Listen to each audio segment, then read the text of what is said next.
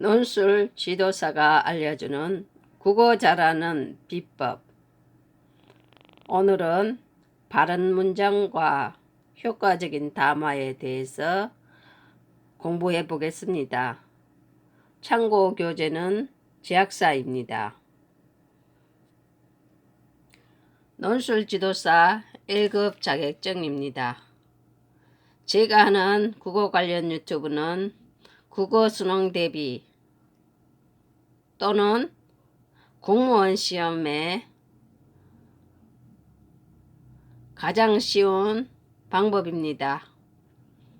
저를 따라오시면 공무원 시험이나 국어 수능에 큰 도움이 될 것입니다. 오른쪽 맨 하단에 구독 버튼이 있습니다. 클릭해 주시면 더 좋은 동영상으로 보답하겠습니다. 먼저 바른 문장과 효과적인 담화에 대해서 한번 내용을 읽어보고 뜻풀이를 하면서 논술적인 생각을 해보도록 하겠습니다.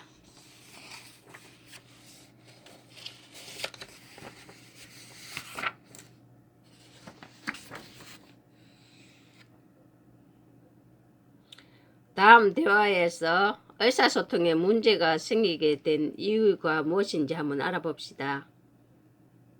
먼저, 영희야, 난 너보다 사과를 더 좋아해. 그랬을 때 보통은 영희는 우리 헤어져 라고 대답합니다. 다음은 국어 선생님, 3학년 선배님이 저를 부르셔서 이만 가보겠습니다. 국어 선생님 월, 뭐? 3학년 선배님이 부르셔? 화가 머리끝까지 났습니다. 여기에 대한 문제풀이를 한번 해보겠습니다. 먼저 가, 영희야, 난 너보다 사과를 더 좋아해 할 때 가의 입장은 문장 의미가 여러 가지 해석될 수 있는 중의적 표현의 사용으로 의사소통에 문제가 생긴 경우입니다. 남학생은 여학생이 사과를 좋아하는 것보다 자신이 더 사과를 좋아한다는 의미로 말했으나 여학생은 남학생이 자신보다 사과를 더 좋아한 것으로 받아들여 화를 내고 있었습니다. 다음은 나는 잘못된 높임 표현의 사용으로 의사소통에 문제가 생긴 경우입니다. 우리가 말을 하면서 이런 경우가 종종 있습니다. 선생님이 선배보다 윗사람이므로 선생님 앞에서는 선배를 높여서는 안 됩니다. 이처럼 문장의 주체가 화자보다는 높지만 청자보다는 낮아 그 주체를 높이지 못하는 어법, 압존법이라고 합니다. 이 담화에서는 선생님이 저를 부르셔서를 선배가 저를 불렀어 라고 해야 합니다. 압존법이란 문장의 주체가 화자보다 높지만 청자보다는 낮아 그 주체를 높이지 못하는 어법입니다. 할아버지, 아버지가 아직 안 왔습니다 라고 하는 것 따위를 말합니다. 다음 중립성과 중의문에 대해서 한번 알아보겠습니다. 한 단어나 문장이 두 가지 이상의 뜻으로 해석될 수 있는 현상이나 특성을 중의성이라 합니다. 중의성. 뜻의 문장 구조 때문에 둘 이상의 의미로 이해되는 문장을 중의문이라고 합니다. 다음은 본론으로 한번 들어가 보겠습니다.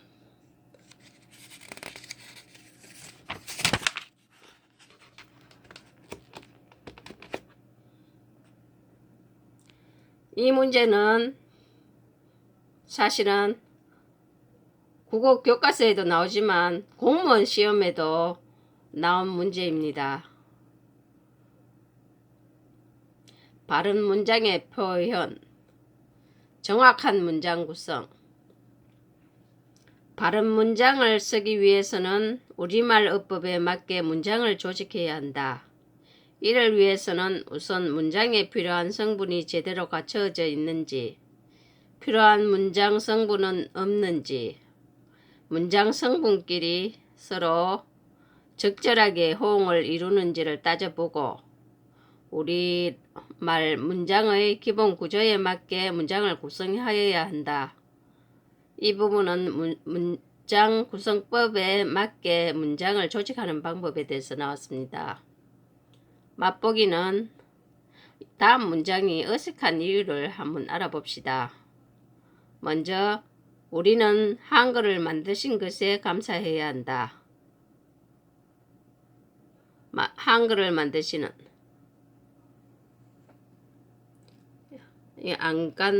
안긴 문장을 말합니다. 요 안긴 문장에 대해서는 다음에 설명하겠습니다. 우선 먼저 한번 읽어보겠습니다. 필요한 성분이 없음. 안긴 문장의 주어인 세종대왕이 생략되어 있습니다.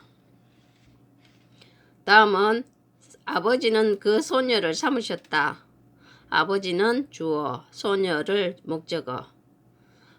필요한 성분이 없습니다. 문장에서 스스로가 필요로 하는 문장 성분인 필수 부사어가 생략된 경우입니다. 다음은 나의 장점은 책임감이 강하다는 것이 장점이다. 불필요한 문장 성분, 장점이다 성분이 사용되었습니다. 4번 그때가 주어, 내 삶에서 가장 행복했던 추억이었다 스스로. 주어와 스스로의 호응이 올바르지 않습니다. 여기에 대해서 1, 2, 3, 4에 대해서 하나하나 풀이해 보겠습니다.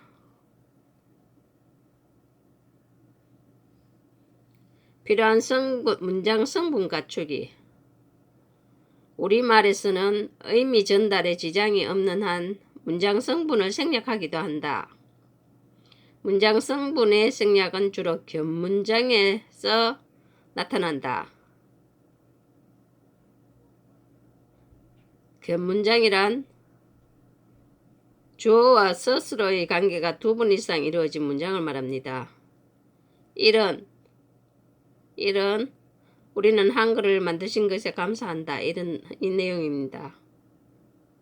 이는 안긴 문장의 주어가 아는 문장의 우리는 주어와 다른데도 주어를 생략하였기 때문이다.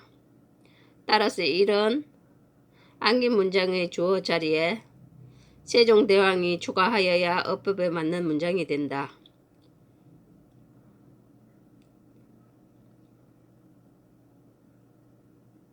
여기서 안긴 문장과 아는 문장이 있습니다. 그러면 아는 문장하고 안긴 문장에 대해서 한번 알아보겠습니다. 먼저 안긴 문장은 아는 문장 속에 절 형태로 안겨있는 문장으로 명사절, 관형절, 부사절, 서술절, 인용절 등이 있습니다. 아는 문장은 다른 문장을 절로 포함하고 있는 문장입니다.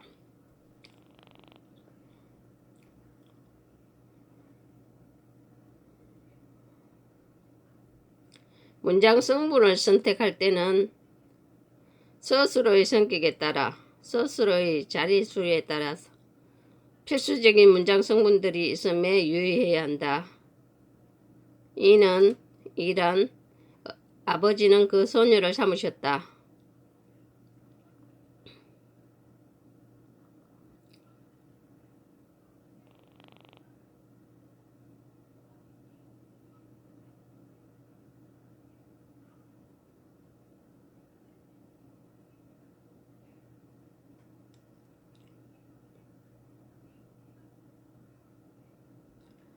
이에 스인 스스로 삼으셨다.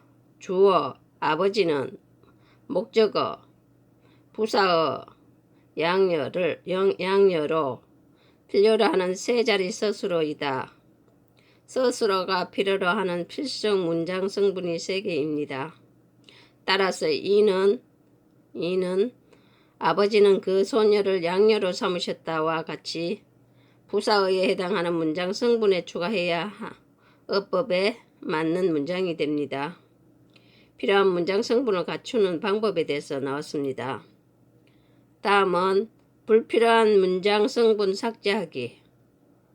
불필요한 성분이 포함된 문장은 형식으로는 비문인 경우가 많고 그 의미상으로 내용이 중복되기 쉽다.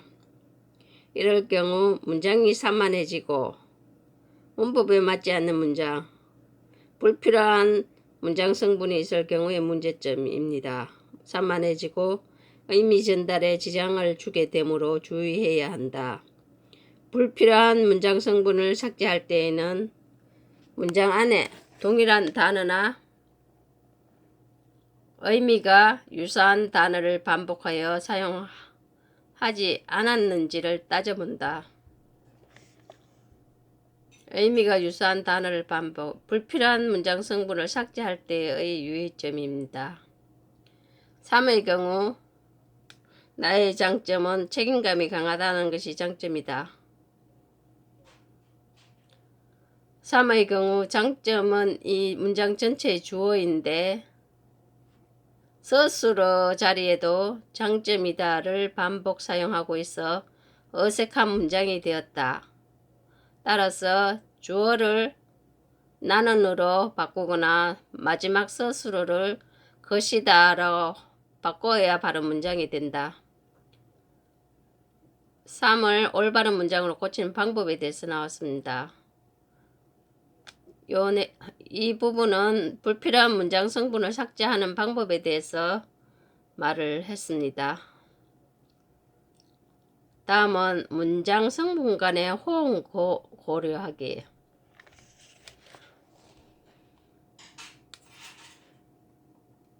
앞에 어떤 말이 오면 거기에 응하는 특정한 말이 따라오는 것. 문장은 구성 성분끼리 자연스럽게 어울려야만 바른 문장이 된다. 문장 안에서 특정 성분이 앞이나 뒤에 오는 성분을 제약하는 것을 성분 호응이라고 하는데, 성분 호응에는 주어와 스스로의 호응, 수식어와 피수식어의 호응, 부사어와 스스로의 호응 등이 있다. 이 부분은 성분 호응의 의미와 종류에 대해서 썼습니다. 문장이 완결된 구조를 갖추기 위해서는 주어와 스스로가 자연스럽게 호응이 되어야 하며 문장의 의미를 좀 더 분명히 하게 드러내기 위해서 수식어와 비수식어가 문장 안에서 그 거리가 가까워야 한다. 특정 부사의 경우에도 항상 특정 스스로와 어울려 쓰이는 특징이기 때문에 주의해야 한다. 사는 그때가 내 삶에서 가장 행복한 추억이었다. 주어와 스스로의 호응에 문제가 있는 문장이다. 주어인 그때는 특정 시기를 나타내는 말이므로 스스로 추억이었다와는 호응하지 않는다.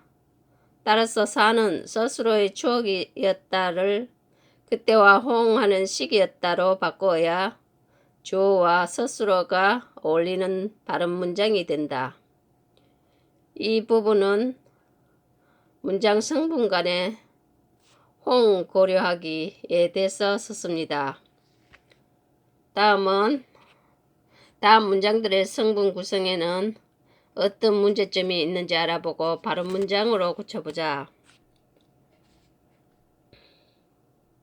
어제는 비와 바람이 많이 불었다. 문제점은 주어와 스스로가 호응이 되지 않습니다. 바른 문장은 어제는 비가 내리고 바람이 많이 불었다. 다시를 삭제하고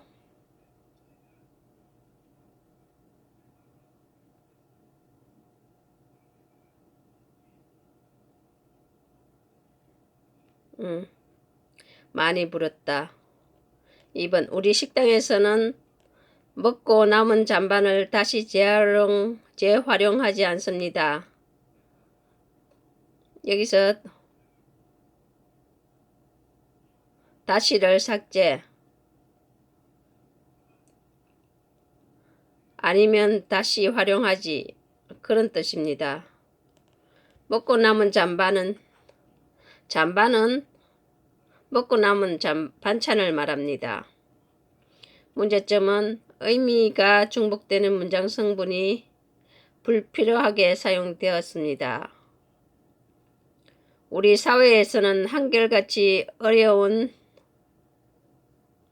이웃을 돕는 사람이 많습니다. 문제점은 수식어와 피수식어의 거리가 멉니다. 바른 문장은 우리 사회에서 어려운 이웃을 한결같이 돕는 사람이 많습니다.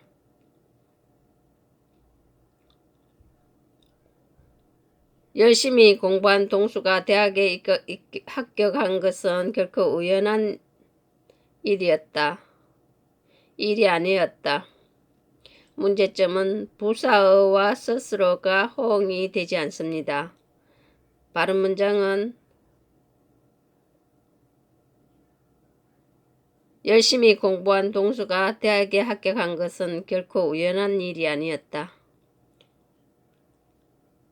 이 전체 바른 문장의 표현 정확한 문장 구성하기입니다.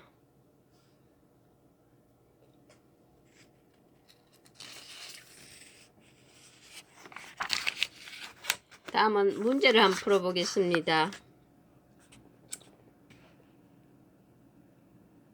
이 글의 내용과 일치하지 않는 것.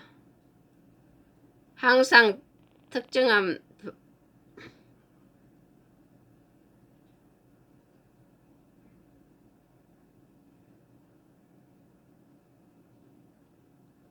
불필요한 문장 성분이 있는 문장은 형식상 비문인 경우가 많다. 여기서 이 글의 내용과 일치하지 않는 것. 문장 성분을 생략하면 문장의 흐름이 끊겨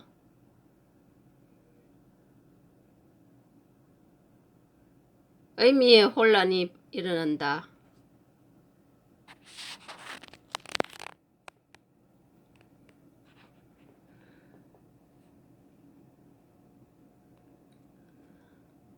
바른 문장을 구성하기 위해 유의할 사항으로 적절하지 않은 것.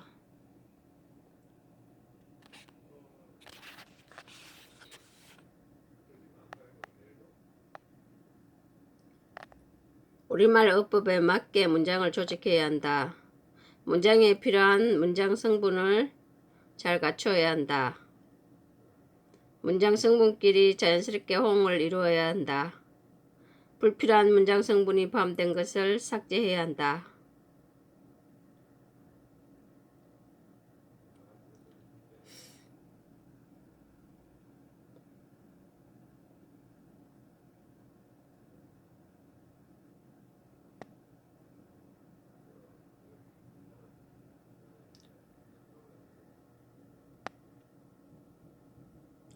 다음 문장에 대한 설명으로 적절하지 않은 것. 우리는 한글을 만드신 것에 감사해야 한다. 아는 문장. 우리는 암기 문장 세종대왕. 주어는 우리다. 우리는이다. 1번이 틀렸습니다. 우리는 세종대왕이 한글을 만드신 것에 감사해야 한다. 그런 뜻입니다. 다음 문장을 바른 문장으로 고치기 위해 필요한 성분은 아버지는 그 소녀를 양녀로 삼으셨다. 부사어입니다.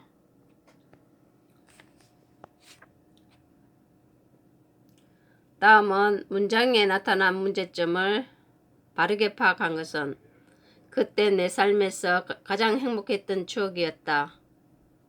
그때가 내 삶에서 가장 행복했던 추억이었다. 주어와 스스로가 호응이 되지 않습니다.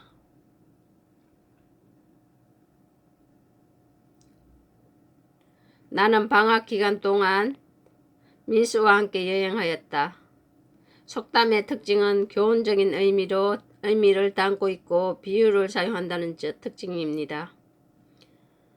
다음 중 바른 문장인 것은 기영이는 나에게 인상적인 선물을 주었다. 다음 문장이 가지고 있는 문제점을 서술하고 바른 문장으로 고쳐서 쓰요. 우등생인 동수가 대학에 합격한 것은 결코 우연한 일이었다. 우등생인 동수가 대학에 합격한 것은 결코 우연한 일이 아니었다.